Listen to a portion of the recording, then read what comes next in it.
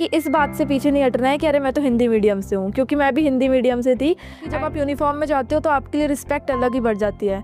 अगर आप कहीं पर भी जाते हैं और अगर आप यूनिफॉर्म में हो तो एक दो लोग आपको देख के ही मतलब सैल्यूट भी करते हैं। क्योंकि मैथ्स से मुझे बहुत ज़्यादा डर लगता था। आई वाज लाइक कि मैथ्स तो मेरे से नहीं होगी, बट वही है कि अगर आप सोच लो कि करना है तो आप कर सकते हो। कि मैं अगर 6 घंटे भी बैठ रही हूँ तो मैं 6 घंटे पढ़ लूँगी आराम से, बस मेरे को 5-10 मिनट का ब्रेक चाहिए होता था। अगर नॉलेज की बात करें तो केवल मैं रटती थी, मुझे उतना कुछ नहीं आता था। कंटिन्यूअसली पढ़ते जाओ और जो बिल्कुल नहीं आ रहा उसको एक पेपर पे नोट करो, एंड एट दी एंड आपको सारे रिवाइज नहीं करने पड़ेंगे। वो क्या याद करने का क्या आपका तरीका था? जैसे बहुत सारे बच्चे करते तो हैं डेली, बट वो आगे का याद करते जाते, पीछे वो भूलते जाते हैं। मैं घर पे पढ़ती थी एंड मेरा कोई खास रूटीन नहीं था। जब मन किया बुक्स उठा के बैठ गए, जब मन किया नहीं पढ़ा। सबसे ज़्यादा कंप्लेन करते हैं कि मैं तो हिंदी बैकग्राउंड से हूँ, मैं कैसे इंग्लिश क्लियर करूँगी, एसएससी में तो इतनी इंग्लिश आती है, मैं कैसे क्लियर करूँगी। हेलो नमस्कार, आप सभी लोगों का एक बार फिर से एसएससी फैक्ट्री के शानदार प्लेटफॉर्म पर मैं स्वागत करता हूं। मेरा नाम है अंकित शर्मा और आज के इस पॉडकास्ट में हमारे साथ तृप्ति श्रीवास्तव है। एसएससी सीजीएल 2024 से जीएसटी इंस्पेक्टर के पद पर सिलेक्टेड है। मात्र 23 साल की उम्र में इन्होंने पहले ही अटेम्प्ट में एसएससी सीजीएल क्रैक किया और सीएचएसएल में भी पहले इन्होंने जॉब कर रखी है। तो सारा कुछ इनका जानेंगे, किस तरीके की इनकी स्ट्रेटजी थी और कैसी जर्नी रही है। आपको बहुत मोटिवेशन मिलेगा। सारी पढ़ाई लिखाई इनकी हिंदी बैकग्राउंड से रही है, तो आप एंड तक इस पॉडकास्ट को जरूर देखें। आप लोग अगर एसएससी के कोई भी एग्जाम की तैयारी करना चाहते हैं तो टॉपर बेंच एप्लीकेशन डाउनलोड कर लें। वहाँ आपको English special batch, math special batch, सारे बैच मिल जाएंगे आपको। अगर आपको एसएससी सिलेक्शन किट चाहिए जिसमें सारे सब्जेक्ट और आपकी डेली रूटीन, डेली टास्क दिए जाते हैं, तो वो भी आप चेकआउट कर सकते हैं। टॉपर बेंच एप्लीकेशन डाउनलोड कर लीजिए। तृप्ति जी, आपका बहुत बहुत स्वागत है एसएससी फैक्ट्री पर। कैसे हैं आप? मैं बढ़िया हूँ सर, आप बताइए। जी मैं भी बहुत शानदार हूँ। एक बार आप ऑडियंस को अपना इंट्रो दे दीजिए। हेलो एवरीवन, मेरा नाम तृप्ति श्रीवास्तव है और मैं झांसी उत्तर प्रदेश की रहने वाली हूँ। एंड इसके साथ ही में मेरा पहला एग्ज़ाम जो क्लियर हुआ था वो CHSL 2022 था, जिसके थ्रू मैंने मिनिस्ट्री ऑफ डिफेंस में लगभग 1 साल के अराउंड जॉब करी थी। एंड इसके बाद मेरा CGL 2024 से GST इंस्पेक्टर की पोस्ट पर सिलेक्शन हुआ है एंड आज मैं यहाँ पे पॉडकास्ट के लिए आई हूँ। ओके, तो आप ना थोड़ा शुरू से बताओ, आपका बचपन कैसा रहा और आपकी स्कूलिंग वगैरह ये सारा कुछ। तो मेरी स्कूलिंग मेरे होम टाउन झांसी से ही हुई थी। वहाँ पे मेरा एक UP board Hindi medium school था जहाँ से मैंने 12th तक की पढ़ाई करी है। एंड इसके बाद में झांसी में ही एक विपिन बिहारी कॉलेज था जहाँ से मैंने BSc physics chemistry and mathematics से करी है। मेरा 12th 2018 में कंप्लीट हुआ है एंड मेरी ग्रेजुएशन 2021 में कंप्लीट हुई है। इसके बाद में मैंने सिलेक्शन के SSC के एग्ज़ाम की तैयारी चालू करी। तो पहला एग्ज़ाम जो मेरा क्लियर हुआ था वो SSC CHSL 2022 था। एंड इसकी जॉइनिंग क्योंकि पहले थोड़ी सी लेट होती थी तो एग्ज़ाम भी 22 था, लेकिन इसका एग्ज़ाम प्री मेंस ये सारा 23 में हुआ था एंड फाइनल जॉइनिंग मेरी जनवरी 2024 में हुई थी। एंड इसके साथ ही में फिर मैंने CGL के लिए भी तैयारी करी एंड बीच में मैंने काफ़ी सारे एग्ज़ाम्स दिए। तो इस बीच में मैंने FCAT का एग्ज़ाम क्लियर किया, FCI का प्री क्लियर किया था। Selection post phase 11 and phase 12 के थ्रू मेरी 12 से 13 पोस्ट पर जॉइनिंग सिलेक्शन हुआ था। अभी DV कुछ के अभी भी नोटिफिकेशंस आ रहे हैं DV के लिए एंड लैब असिस्टेंट लेवल 4 की जॉब पे उस टाइम पे मेरा सिलेक्शन हुआ था। एंड इसकी मेरी फाइनल जॉइनिंग भी आ गई थी which was in Chennai. And इसके साथ ही में फिर मैंने जब SSC CGL का एग्ज़ाम दिया तो प्री जो कि इसका अराउंड सितंबर में था एंड इसके बाद में मेंस जनवरी में था। तो मैंने अपने जॉब से 1 महीने की छुट्टी लेके मैं घर गई थी एंड उसमें ही मैंने सबसे ज़्यादा अच्छे से तैयारी करी है, क्योंकि जॉब के साथ में उतना नहीं हो पाता है, काफ़ी चीज़ें हेक्टिक हो जाती है। बट उस टाइम पे भी आपको रेगुलरिटी बनाने के लिए थोड़ा बहुत पढ़ाई करनी पड़ेगी, बट मेन पढ़ाई फिर मैंने उस 2 महीने में करके एग्ज़ाम क्लियर किया था। एज ए फीमेल आपका कैसा एक्सपीरियंस है? जैसे बहुत सारे मेल तो मैंने एक्साइज इंस्पेक्टर देखे हैं, वो यूनिफॉर्म के अपने पोस्ट भी शेयर करते हैं और उनका थोड़ा ऐसा एक्साइटेड रहते हैं कि उनको बाहर फील्ड में जाना पड़ता है, रेड्स होते हैं, सब होते हैं। एज ए फीमेल आपका कैसा अनुभव है? एक्चुअली एज अ फीमेल जैसे कि बहुत सारे लोग मानते हैं कि लड़कियों के लिए यूनिफॉर्म जॉब नहीं होती है, लाइक बहुत सारे लोगों की ऐसी थिंकिंग होती है, बट दिस इज़ ट्रू कि जब आप यूनिफॉर्म में जाते हो तो आपके लिए रिस्पेक्ट अलग ही बढ़ जाती है। अगर आप कहीं पर भी जाते हैं और अगर आप यूनिफॉर्म में हो तो एक दो लोग आपको देख के ही मतलब सैल्यूट भी करते हैं, क्योंकि एक दो बार मेरे संग चेन्नई मेट्रो में भी ये हुआ है। तो ओवरऑल बहुत अच्छा लगता है। और जब भी किसी को अपना ID कार्ड दिखाते हैं तो सब पूछते हैं कि आपका कैसे सिलेक्शन हुआ, आप बहुत अच्छी पोस्ट पे हो, कॉन्ग्रेचुलेट करते हैं। तो ओवरऑल बहुत अच्छा लगता है मुझे। ओके, या चलिए अभी ना थोड़ा आपकी तैयारी पे आते हैं। तो जब आपने सीरियस तैयारी शुरू करी, पहले तो ये बताओ कि आपका ये एसएससी में तैयारी करने का कैसे हुआ कि मुझे एसएससी की तैयारी करनी है? पॉडकास्ट में आगे बढ़ने से पहले आप सभी साथियों के लिए एक रिकमेंडेशन है। बहुत सारे बच्चे परेशान होते हैं, घर पे रह के तैयारी नहीं कर पा रहे हैं, कोई उनको गाइडेंस नहीं देने वाला है, कैसे पढ़ें, कैसे तैयारी करें, क्या पूरा उनका डेली का रूटीन होना चाहिए। तो इसके लिए आप मेंटर 365 गुरुकुल में जा सकते हो। यहाँ पर सौरभ यादव सर की गाइडेंस में आपको तैयारी कराई जाएगी। उन्होंने खुद 18+ एग्जाम क्रैक करे। आपकी रहने की व्यवस्था, खाने की व्यवस्था, आपकी लाइब्रेरी, फिजिकल, सारा कुछ आपका एक ही जगह पे करवाया जाएगा। तो जरूर आप विजिट करें मेंटर 365 गुरुकुल। उनके नए बैचेस आते ही रहते हैं लगातार, तो आप उनके नंबर पे कॉल करके आप जानकारी ले सकते हैं। नंबर हमने सारे डिस्क्रिप्शन में डाल दिए हैं, जाकर विजिट करें। एक्चुअली मेरे पापा जो हैं मेरी फैमिली बैकग्राउंड में मेरे ताऊ जी एंड काफ़ी सारे रिलेटिव गवर्नमेंट जॉब में है, बट मेरे पापा की गवर्नमेंट जॉब नहीं थी, he was in private job. तो ये उनका सपना था कि एटलीस्ट मैं या मेरे भाई या मेरी दीदी में से कोई भी एक जन गवर्नमेंट जॉब में जाए, बट मेरे भाई को नहीं जाना था एंड मेरी दीदी का भी मन नहीं था। तो आई वॉज लाइक कि I will fulfil his dream. तो तब मैंने डिसाइड किया कि I will prepare for some exams. तो स्टार्टिंग में मैंने सोचा कि I will prepare for UPSC, लेकिन फिर उसके बाद में जब मैंने उसका सिलेबस देखा एंड उसका इंटरव्यू एंड उसकी प्रोसेस देखी, तो मुझे लगा कि at least I should secure some job so that मुझे किसी पे रिलाई ना करना पड़े अपनी प्रिपरेशन के लिए, बिकॉज एवरीवन नोज़ कि यूपीएससी टेक्स टाइम। तो तब मैंने फिर सोचा कि मैं पहले एसएससी की तैयारी करूँगी। तो फिर मैंने एसएससी की तैयारी करी, बट सीजीएल से पहले मैंने सोचा कि सीएचएसएल और बाकी सारे एग्ज़ाम्स भी देखते हैं। तो इस तरीके से मैं गवर्नमेंट एग्ज़ाम्स की लाइन में आई। ओके, आप स्कूल में कैसे स्टूडेंट थे, स्कूल कॉलेज में आपका? एक्चुअली स्कूल में तो ये होता है ना कि अंधों में काना राजा, तो डिपेंड करता है कि आपके स्कूल में कैसे लोग हैं, कैसे स्टूडेंट्स हैं। तो जो मेरा स्कूल था, I was not so sharp, I was रट्टू तोता till my in my school till 8th। तो उस तरीके से मैंने 8th तक मेरी रैंक फर्स्ट सेकंड थर्ड में ही आती थी, बट स्टिल अगर नॉलेज की बात करें तो केवल मैं रटती थी, मुझे उतना कुछ नहीं आता था। एंड 9 से आई स्टार्टेड कि नहीं थोड़ा सा पढ़ना है, बट स्टिल तब भी नहीं समझ में आया, तो रट के ही सारी चीज़ें 12th तक क्रॉस कर ली सारी चीज़ें। बट या जब बीएससी में आए, जब रियलिटी हिट करी कि नहीं अब पढ़ाई करनी है, तो देन फिर उसके बाद में कॉलेज के 1 साल के बाद में ही कोरोना आ गया था, तो second and third year were gone in that. So फिर जब तैयारी की तब लगा कि नहीं रटने से तो नहीं काम चलेगा, and from that time I started preparing seriously. Okay, English कैसे थे आपकी? English actually not that good, but actually मेरी ताई जी टीचर है, तो स्टार्टिंग में वो थोड़ा सा ध्यान रखती थी कि इंग्लिश पढ़ रहे हो या नहीं पढ़ रहे हो ढंग से, क्योंकि हिंदी मीडियम वाले लोगों के लिए इंग्लिश एक बहुत बड़ा सेटबैक रहता है, कि लाइक ऑब्स्टिकल रहता है, कि उनको लगता है कि इंग्लिश, हम हिंदी मीडियम से तो हम इंग्लिश कैसे करेंगे, एंड अब तो मेंस में भी इंग्लिश का वेटेज काफ़ी ज़्यादा हो गया है। तो ये लोगों के लिए प्रॉब्लम थी, बट ये भी मैं शेयर करना चाहती हूँ कि still that I was from Hindi background. मेरा सीजीएल में दोनों बार और सीएचएसएल में भी प्री में 47.5 स्कोर था, एंड वो जो एक नंबर क्वेश्चन भी गलत हुआ था, that is because of silly mistake. And mains भी मैंने 2 बार दिया है, 23 एंड 24। तो उसमें भी मेरा 131 स्कोर था 135 में से। गुड। या अभी जैसे तैयारी की बात करें तो शुरुआत में आपने सोच लिया कि मुझे एसएससी की तैयारी करनी है, तो शुरुआती जो कन्फ्यूजन होते हैं एस्पिरेंट्स के कि ऑफलाइन कोचिंग लेनी चाहिए, ऑनलाइन लेनी चाहिए, क्या रिसोर्सेज रहेंगे, कैसे पूरा स्ट्रेटजी बनाना है, तो शुरुआती फेज के बारे में थोड़ा बताओ, क्या क्या प्रॉब्लम्स आई और कैसे आपने तैयारी शुरू करी आपकी? एक्चुअली मैंने तैयारी जब स्टार्ट करी थी, तो मुझे ऑनलाइन सोर्सेज नहीं पता था, क्योंकि उतने ऑनलाइन सोर्सेज थे भी नहीं। तो उस टाइम पे मैंने एक ऑफलाइन कोचिंग थी झांसी में ही, और मेरी एक फ्रेंड ने ज्वाइन करी हुई थी, तो मैंने वो कोचिंग ज्वाइन करी। बट मैं वहाँ 2 महीने के लिए गई, मैंने फ़ीस पूरी दे दी थी। बट जब मैं गई तो मुझे लगा कि एग्ज़ाम में क्वेश्चन करना होता है 2 सेकंड, मतलब नॉट 2 सेकंड, बट या कम से कम टाइम में 10 second 20 second, it depends on the length of the question. But वहाँ पे वो एक क्वेश्चन के एक्सप्लेनेशन या सॉल्विंग ही 1 पेज की कराते थे। तो उस टाइम पे मुझे रियलाइज़ हुआ कि इससे तो नहीं होगा। तो फिर मैंने उस टाइम पे कोचिंग भी छोड़ दिया और मैंने प्रिपरेशन भी छोड़ दी, क्योंकि उस टाइम उतना था नहीं। तो फिर इसके बाद में जब प्री हुआ, तो प्री भी मैं एक्सपेक्ट नहीं कर रही थी कि मेरा सीएचएसएल का क्लियर होगा। लेकिन जब प्री क्लियर हुआ तो आई वाज़ लाइक कि नहीं पढ़ना है अच्छे से।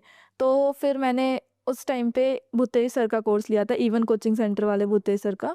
तो मैंने प्री के बाद में कोर्स किया था, तो मेंस तक सीएचएसएल मेंस तक मैंने उनसे पढ़ाई की थी। ओके, या चलिए अभी ना थोड़ी आपकी स्ट्रेटजी के बारे में जानते हैं सब्जेक्ट वाइज। आपका फेवरेट सब्जेक्ट कौन सा था? इंग्लिश।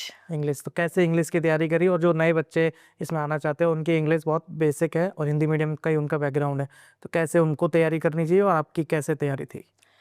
एक्चुअली सबसे जब मैं सिलेक्शन में आई थी, जब मैं इस लाइन में आई थी, तो बहुत सारे लोगों ने बोला वोकैबुलरी तो अनप्रेडिक्टेबल होती है, उसको करने का मतलब नहीं है, क्योंकि कितना भी कर लो आएगा तो आउट ऑफ द सिलेबस ही। लेकिन फिर इसके बाद में मेरे को ब्लैक बुक के बारे में पता चला, तो that is the Panacea for my English vocabulary. And उससे ब्लैक बुक से वोकैबुलरी प्रिपेयर करने के बाद में बहुत ही रेयरली कोई वर्ड ऐसा होता था जो कि नहीं आता था। तो मैं लगभग 2 से 3 घंटे स्टार्टिंग में जब मैंने स्टार्ट करा था, तो मैं वोकैबुलरी के लिए देती थी। एंड इंग्लिश के लिए मैंने ऐसा कोई ख़ास बैच नहीं लिया था। इंग्लिश के लिए मैंने नीतू मैम की बुक ली थी एंड उसी बुक से मैं पहले पढ़ती थी कंटिन्यूअसली। एंड अगर कोई पर्टिकुलर टॉपिक में प्रॉब्लम हुई, तो वो मैं यूट्यूब पे सर्च करके किसी भी रैंडम टीचर का देख लेती थी। बट फॉर इंग्लिश मैंने कोई बैच नहीं लिया, just self preparation from the books. Okay, एक कॉम्प्रिहेंशन और ये सब रीडिंग वगैरह। कॉम्प्रिहेंशन के लिए बहुत सारे लोग सजेस्ट करते हैं कि हमको इंग्लिश न्यूज़पेपर पढ़ना चाहिए, but I can not read newspaper. तो इंग्लिश माध्यम के आता हो उनका 25 क्वेश्चंस का डेली मॉर्निंग में एक सेट आता है, उसमें कॉम्प्रिहेंशन भी रहता है, क्लोज टेस्ट भी रहते हैं एंड बाकी चीज़ें भी रहती हैं। तो डेली मैं उसको सॉल्व करती थी फॉर कॉम्प्रिहेंशन प्रैक्टिस। वोकैब याद करने का क्या आपका तरीका था? जैसे बहुत सारे बच्चे करते तो हैं डेली, बट वो आगे का याद करते जाते, पीछे वो भूलते जाते हैं, फिर से वो बहुत सारा मतलब उनका बैकलॉग हो जाता है, फिर जब शुरुआत करते हैं फिर से वो वही उनका प्रोसेस है, तो वो लूप में फंस जाते हैं। तो आपका याद करने का क्या तरीका था वोकैब का? एक्चुअली जैसे लोग कहते हैं कि कंटिन्यूअसली हमको मतलब ऐसा नहीं करना चाहिए, पहले वन वर्ड कर लिए या ईडियम फ्रेजेस कर लिए। मेरा ये तरीका था कि मैं एक चीज़ एक बार में पहले एक चीज़ को कंप्लीट करूँगी। तो जैसे कि मैंने ईडियम फ्रेजेस सिलेक्ट किए, तो मैं लगभग, क्योंकि मेरे को वोकैबुलरी पसंद थी, बट इट डिपेंड्स ऑन कि कोई उसको कितनी देर तक इंटरेस्ट से पढ़ सकता है। मैं उसको 2-3 घंटे भी पढ़ सकती हूँ। तो मैं कंटिन्यूअसली पढ़ती जाती थी और एक बार पहले मैं नॉर्मली रीड कर लेती थी। एंड जब मेरा उतना पार्ट ख़त्म हो जाता था, तो जैसे कि मान लीजिए 2 दिन हो गए, तो 2 दिन के बाद मैं फिर से उस पर्टिकुलर चीज़ को रिवाइज़ करूँगी। जैसे अगर मैंने 2 दिन में 50 भी किए हैं, तो मैं उन 50 क्वेश्चंस को या 50 ईडियम फ्रेजेस को फिर से रिवाइज़ करूँगी। एंड उसमें हो सकता है कि उसमें मुझे कुछ नहीं आएगा, जो कि होता है, बहुत सारे ईडियम फ्रेजेस आपको एक बार में नहीं आएंगे, तो मैं उसको हाईलाइट करती थी। तो ये प्रोसेस मेरा पूरे हफ्ते तक चलता था। एंड उस हफ्ते तक में लाइक एक दिन, 7 दिन में से एक दिन मैं डिसाइड करती थी। एंड उस हफ्ते तक में मेरे जैसे कि मान लीजिए 20 ईडियम फ्रेजेस हुए, तो लास्ट दिन पे केवल मैं उन 20 ईडियम फ्रेजेस को देखूंगी। एंड उसके बाद में जो मुझे नहीं आएंगे, तो फिर मैं उसको एक पेपर पे नोट कर लेती थी। और उसका मीनिंग मैं नोट नहीं करती थी, क्योंकि अगर मैं मीनिंग नोट करूँगी तो अनइंटेंशनली उस मीनिंग पे मेरा ध्यान चला जाएगा। तो बस मेरा ये तरीका था, जो भी नहीं आए पूरे हफ्ते में उसको एक पेपर पे नोट कर लो।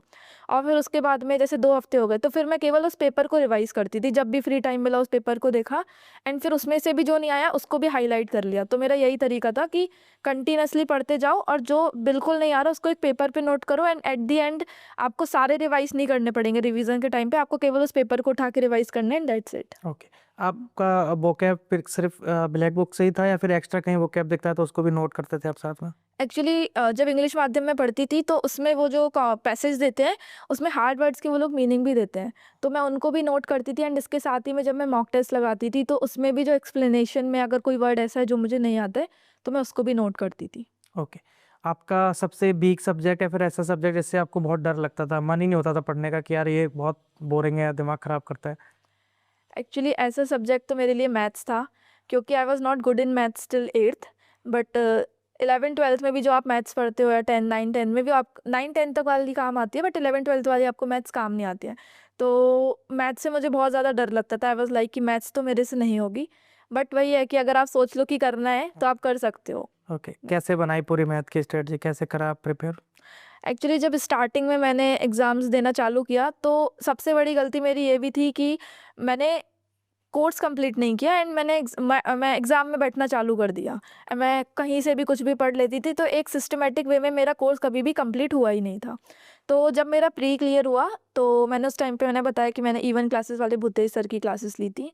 तो तब भी मैं अरिथमेटिक तो मेरा थोड़ा बहुत हो पाया था एंड एडवांस भी मेरा कुछ खास हो नहीं पाया था, क्योंकि काफ़ी कम टाइम होता है दोनों चीज़ों में। तो उस बस निकल गया था वो तो पेपर कैसे भी करके। तो फिर इसके बाद में जब मुझे लगा कि नहीं, सीजीएल क्रैक करना है, तो उसके लिए एक सिस्टमैटिक वे में सारा कोर्स कंप्लीट करना होगा। तो प्री के लिए तो मैंने कोई क्लासेस नहीं ली थी। मैंने जस्ट अपना जो भी पुराने नोट्स थे, मॉक टेस्ट से जो भी नोट किया था, मैंने वही रिवाइज़ किया था। बट मेंस के लिए मैंने आभास सैनी सर की क्लासेस ली थी एंड उन्हीं क्लासेस से मैंने अपने पूरे सिलेबस को सिस्टमैटिक वे में कंप्लीट किया था। ओके, मैथ में क्या होता है बच्चों के साथ कि जब क्वेश्चन बन रहे होते हैं तो काफ़ी मज़ा आ रहा होता है, बहुत अच्छा लगता है मैथ।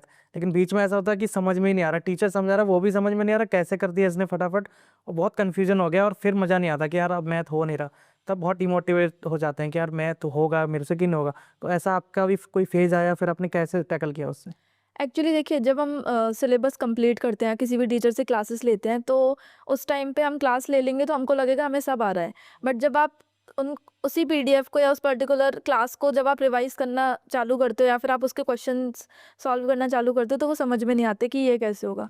तो उस टाइम पे मैं क्या करती थी, मैंने कॉपी बनाई हुई थी, उसमें मैं इजी क्वेश्चंस भी, लाइक टॉपिक में भी अलग अलग टाइप के वेराइटीज़ के क्वेश्चन होते हैं, तो मैं हर वेराइटी का एक क्वेश्चन नोट करती थी, ताकि रिवीजन के टाइम पे भले ही वो इजी हो बट मैं नोट कर लेती थी। और जो क्वेश्चन हार्ड होते थे, मैं उनको एक पीडीएफ में कंपाइल करती जाती थी, या मैं फ़ोटोज़ क्लिक कर लेती थी, स्क्रीनशॉट ले लेती थी, एंड एट द एंड उस पर्टिकुलर चैप्टर का मैं एक पीडीएफ बना लेती थी। तो उसमें मेरे पास सारे हार्ड क्वेश्चंस की समरी हो जाती थी कि ये क्वेश्चंस करने हैं, बाकी तो आते हैं। और इसके साथ ही में जो हार्ड क्वेश्चंस रहते थे उनको लिख भी लेती थी मैं कॉपी में, तो उनको हर 3 दिन में, हर 5 दिन में इस तरीके से रिवाइज़ करती थी जब तक कि वो क्वेश्चन मुझे अच्छे से समझ में ना आ जाए। और इसके साथ ही में प्रीवियस ईयर में भी उस टाइप के शायद कुछ और क्वेश्चंस आए हुए होंगे, तो उनको भी देख लेती थी। बट मेन मेरा यही था कि एक समरी बनाती थी मैं एक पीडीएफ में, और उस क्वेश्चन को बार-बार रिवाइज़ कर लेती थी, तो उससे को बहुत ज़्यादा हेल्प होती थी। ओके। अभी जैसे स्पीड की बात करें तो क्योंकि स्पीड का ही खेल है सारा कुछ, आपने अभी शुरुआत में बोला भी कि कोई क्वेश्चन 10-20 सेकंड में कर ले रहा है, कोई बच्चे 1-2 मिनट में कर पा रहे हैं, वही आता उनको भी, लेकिन सिलेक्शन उसी का हो जो फास्ट कर लेता है। तो आपने स्पीड बढ़ाने के लिए क्या आपकी एक्चुअली जैसे कि लोग बोलते हैं कि स्क्वायर्स याद कर लो, क्यूब्स याद कर लो, कैलकुलेशन के लिए तरीके सीख लो, मेथड्स होते हैं, ट्रिक्स होती हैं। बट मेरा पर्सनल सजेशन यही था, या पर्सनल मानना यही था कि इससे मेरे को कुछ फ़ायदा कुछ ख़ास हुआ नहीं, क्योंकि क्यूब मैं कितने भी लर्न कर लूँ, एग्ज़ाम में जब मेरे ऊपर प्रेशर आता तो मैं भूल जाती थी। तो मेरा बस यही था कि ज़्यादा से ज़्यादा क्वेश्चंस प्रैक्टिस करो, क्योंकि आप जितने ज़्यादा क्वेश्चंस प्रैक्टिस करोगे उतनी ही ज़्यादा फास्ट आपकी स्पीड होती जाएगी। और अगर आपको स्पीड फास्ट करनी है तो रैंडमली कोई भी 4 डिजिट का मल्टीप्लिकेशन उठा लो, डिवीज़न उठा लो और उसको सॉल्व करो, क्योंकि ट्रिक्स जब भी हम एग्ज़ाम प्रेशर में होते हैं तो वो याद तो आती नहीं है। तो बस वही है कि डेली मैथ, और जितने ज़्यादा क्वेश्चन सॉल्व कर सकते हो आप सेम टाइप के भी, उतने ज़्यादा क्वेश्चन सॉल्व करो, उससे स्पीड अपने आप फास्ट हो जाती है। ओके। अभी जीके जीएस की बात करें तो कैसे किया आपने? एक्चुअली जीके जीएस में तो यही था कि कुछ भी ल्यूसेंट, काफ़ी लोग ल्यूसेंट भी पढ़ते हैं, बट मेरे से नहीं पढ़ी गई थी ल्यूसेंट, मैंने थोड़ी सी पढ़ी और छोड़ दी। तो लाइक जीके जीएस के लिए जब परमार सर का पता चला कि परमार सर हैं, उनके से काफ़ी सारे क्वेश्चन फंसते हैं, तो उस टाइम पे मैंने परमार सर की क्लासेस ली थी। तो वो भी मैंने टेलीग्राम पे मिल गई थी मुझे क्लासेस, तो मैंने वहाँ से ली थी, और पीडीएफ भी प्रोवाइड हो जाते थे। तो एक तरीके से उनकी क्लासेस, उन्हीं के पीडीएफ्स, एंड इसके साथ में उनकी पीवाईक्यू सीरीज़ होती थी, वो करती थी मैं। और इसके साथ ही में जो मेजर रोल प्ले किया जिस चीज़ ने, तो मैं क्या करती थी, जैसे कि मैंने कोई मॉक लगाया, एंड इसके बाद में जैसे मैंने मोस्टली टेक्स्ट बुक के ही मॉक्स लगाए, तो उसमें काफ़ी ज़्यादा एक्सप्लेनेशन आता है, लाइक उस क्वेश्चन का भी एक्सप्लेनेशन आएगा और उससे रिलेटेड काफ़ी सारी चीज़ें भी वो नीचे डिस्क्रिप्शन में देते थे। तो मैं डिस्क्रिप्शन पूरा पढ़ लेती थी, क्योंकि सारी चीज़ें हम नोट नहीं कर सकते, एंड उसमें जितना भी स्टैटिक पार्ट रहता था तो उसको मैं लिख लेती थी। तो उससे क्या होता था ना कि अगर बड़ा सा भी क्वेश्चन आया तो आप स्टैटिक पार्ट अगर आपको याद है तो आप उससे एलिमिनेट कर सकते हो ऑप्शन। तो इस तरीके से मैंने किया, और मैंने पिनेकल के भी पीवाईक्यूज़ कंप्लीट किए थे, बिकॉज़ एसएससी में पीवाईक्यूज़ रिपीट होते हैं। तो यही तरीका था, Parmar sir, PYQ classes and text book का एक्सप्लेनेशन। ओके। अभी जैसे मैं आपके पूरा रूटीन की बात करूँ, रूटीन पे काफ़ी ज़्यादा डिस्कशन होता है। कोई बोलता है सुबह जग के आपको जल्दी उठ के पढ़ना चाहिए, कोई रात में पढ़ता है। आपका पूरा रूटीन कैसा होता था? सुबह से जैसे आप उठे, पूरा कैसे रूटीन बनाया था आपने? एक्चुअली सीएचएसएल 2022 का जब मेरा प्री कंप्लीट हो गया था, तब तक तो मैं घर पे पढ़ती थी, एंड मेरा कोई ख़ास रूटीन नहीं था। जब मन किया बुक्स उठा के बैठ गए, जब मन किया नहीं पढ़ा।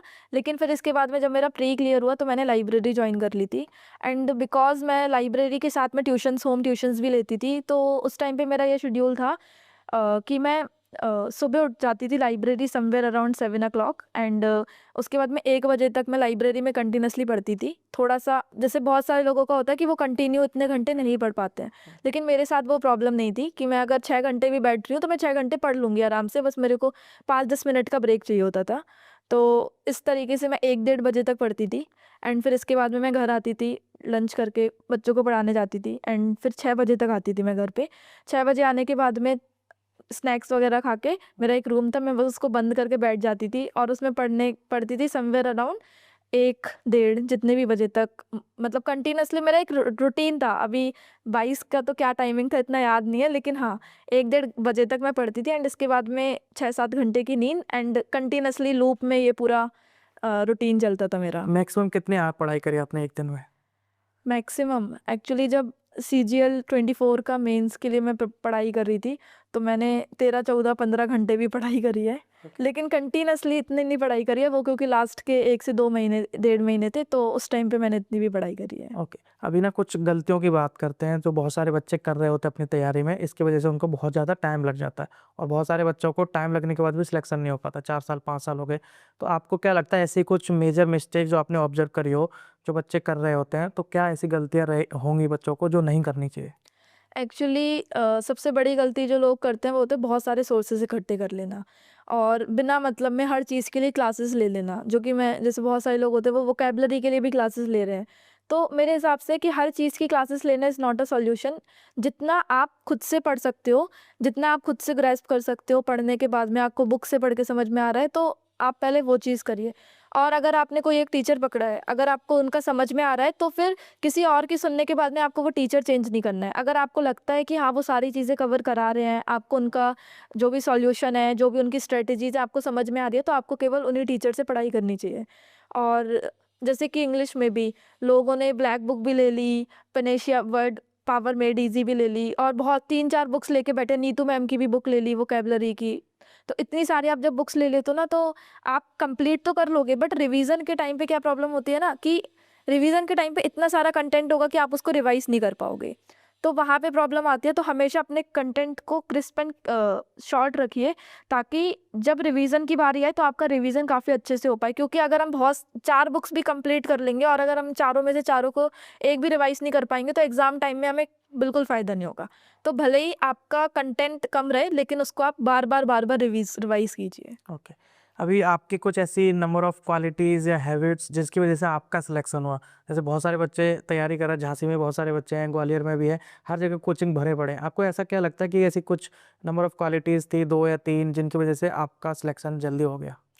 एक्चुअली एक चीज़ जो थी कि मेरे अंदर कंसिस्टेंसी है कि अगर मैंने सोचा है कि मुझे ये करना है तो मैं कर लूँगी एंड मैं डिस्ट्रैक्ट कम होती हूँ। जैसे कि आजकल लाइब्रेरी का शौक बहुत ज़्यादा आ गया है, हर दूसरा बच्चा लाइब्रेरी में जाके पढ़ाई कर रहा है, बट एक्चुअली लाइब्रेरी में 50% बच्चे केवल इसलिए आते हैं क्योंकि वो अपने घर वालों से बच रहे हैं, क्योंकि घर में रहेंगे तो उनको सब टोकेंगे कि पढ़ाई करो, और वो लाइब्रेरी जाएंगे तो घर वालों को लगेगा कि अरे वो तो लाइब्रेरी में है तो पढ़ाई कर रहा होगा। तो बहुत सारे लोग केवल इस वजह से लाइब्रेरी आते हैं और लाइब्रेरी में आने के बाद में बहुत से लोग अपने ग्रुप्स बना लेते हैं, हाँ। जैसे कि ग्रुप में पढ़ाई करते हैं, लेकिन एक्चुअली ग्रुप में पढ़ाई नहीं होती है। कभी चाय पीने जा रहे हैं, कभी लंच कर रहे हैं, कभी गप्पे मार रहे हैं।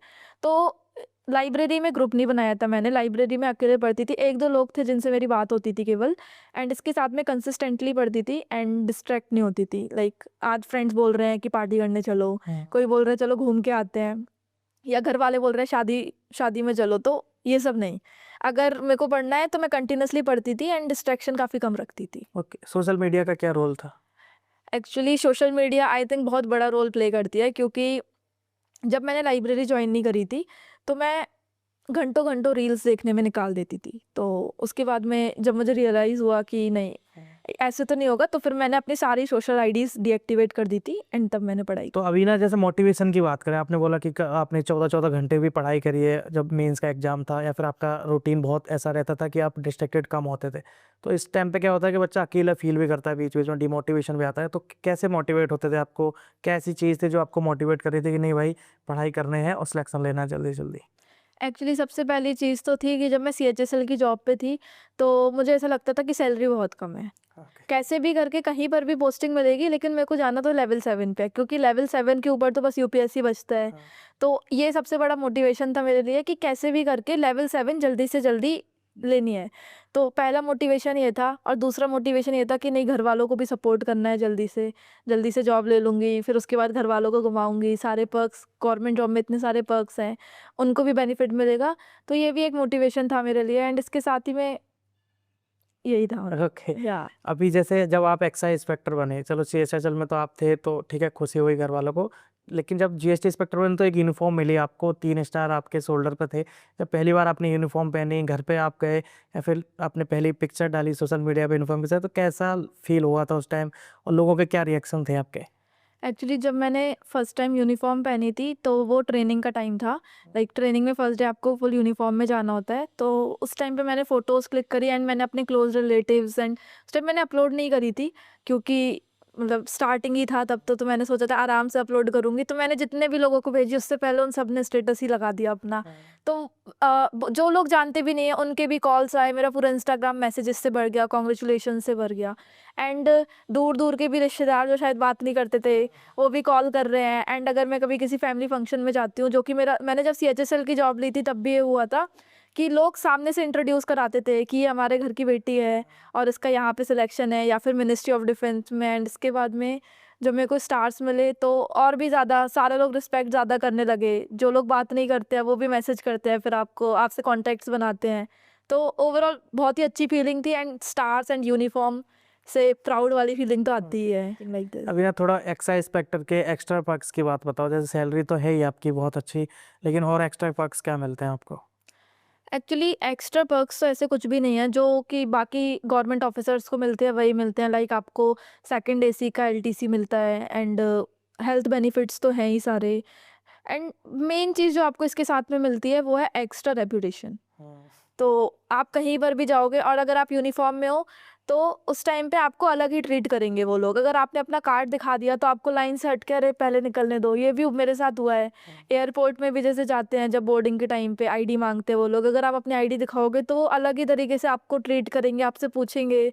तो that is the only thing कि आपको बहुत ज़्यादा रेपुटेशन मिलती है, वरना पर्क सारे वही हैं जो बाकी गवर्नमेंट जॉब्स में है। Okay, okay. अभी ना इंटरव्यू के लास्ट में आप कुछ और बोलना चाहो, कुछ छूट गया हो पूछना, या फिर जो भी मोटिवेशनल पर्सपेक्टिव से या स्ट्रेटजी पर्सपेक्टिव कुछ भी लास्ट में बोलना, जो बच्चे आपसे मोटिवेट हो रहे हैं, आपका पॉडकास्ट यहाँ तक देख रहे हैं, तो उनके लिए क्या बोलोगे लास्ट? एक्चुअली द मेन चीज़ जो मैं ये बोलना चाहूँगी कि मेरे साथ में ही मेरे रिलेटिव्स के बच्चे या फिर मेरे फ्रेंड्स बहुत सारे कनेक्टेड हैं जो सबसे ज़्यादा कंप्लेन करते हैं कि मैं तो हिंदी बैकग्राउंड से हूँ, मैं कैसे इंग्लिश क्लियर करूँगी, SSC में तो इतनी इंग्लिश आती है, मैं कैसे क्लियर करूँगी।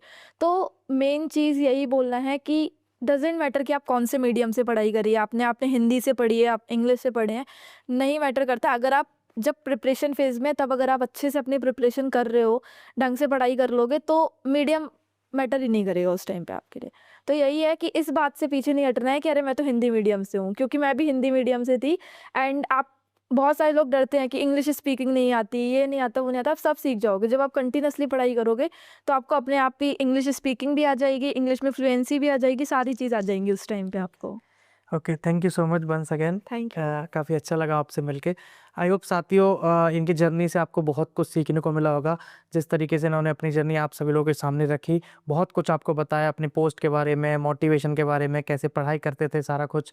और लास्ट में बोला कि आपका बैकग्राउंड कुछ भी रहा हो, आपकी पढ़ाई कैसी भी रही हो, बस आपने 10th 12th पास कर लिया और ग्रेजुएशन हो गई आपकी जैसे तैसे। बस अब आपको सभी एक ही लेवल पर होते हैं, सब जीरो से ही पढ़ाई कर रहे होते हैं। तो अगर अब आप बिल्कुल आँख बंद करके लग जाओगे कि भाई इधर-उधर नहीं देखना है और तैयारी करनी है, दिन के 8-9 घंटे आपको पढ़ाई करनी है, तो आप 1 साल या 2 साल मैक्सिमम आप जॉब कहीं न कहीं ले लोगे। ज़रूरी नहीं है कि आप अगर एक्साइज़ इंस्पेक्टर बनना चाहते हो तो एक्साइज़ इंस्पेक्टर ही बन जाओगे, लेकिन आप कहीं न कहीं सरकारी नौकरी एक अच्छी जगह ले सकते हो। बहुत सारे डिपार्टमेंट में जगह निकलती है, आप रेलवे में भी जा सकते हो, आप SSC के कोई भी और एग्ज़ाम क्रैक कर सकते हो। और आपको अभी तैयारी शुरू करनी है अच्छे से, तो हमारा प्लेटफ़ॉर्म टॉपर बेंच, वहाँ जाके आप अपने कोर्स से सिलेक्ट कर सकते हो, आप अच्छे से प्रिपेयर कर सकते हो। तो डाउनलोड कर लें टॉपर बेंच। यहाँ तक वीडियो देखने thank you so much. Bye bye and take care.